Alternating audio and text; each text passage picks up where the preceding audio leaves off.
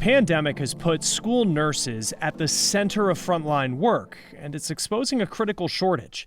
Dan Grossman shows us what schools are doing to fill positions. When talking about triumphs that have come for those tasked with keeping our kids safe from COVID,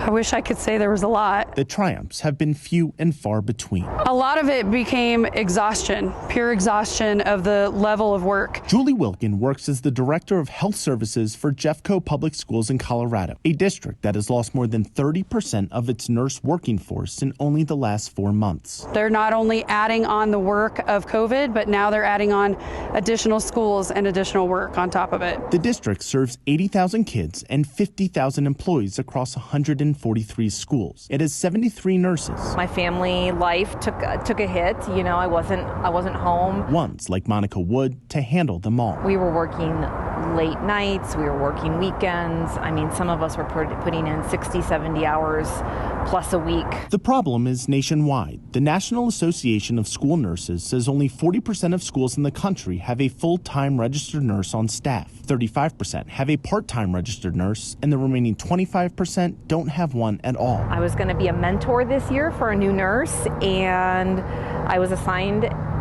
We met once, and then she, it wasn't for her, so she moved on to something else. We lose a lot of knowledge in the schools when we have turnover, and that knowledge is it's so important. To handle the issues, districts have started using hiring agencies to fill the gaps, but those have brought issues of their own. The nurses may not have worked in a school before or are brand new to the profession, and they cost a lot more. The Bureau of Labor Statistics shows school nurses on average make nearly $20,000 less than their counterparts in hospitals each year, but the agencies charge what those in hospitals make. With districts already on tight budgets as they've adjusted to COVID, it can be hard to find the money. I take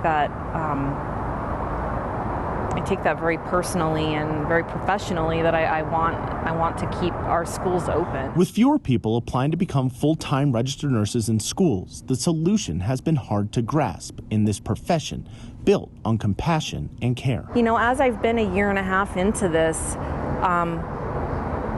the schools are important and they need nurses. For The Race, I'm Dan Grossman. Thank you for joining us this week for our conversations about frontline workers in America. Join us next week as we tell stories of Hispanic heritage, the successes and struggles of a population that now makes up 1/5 of the U.S.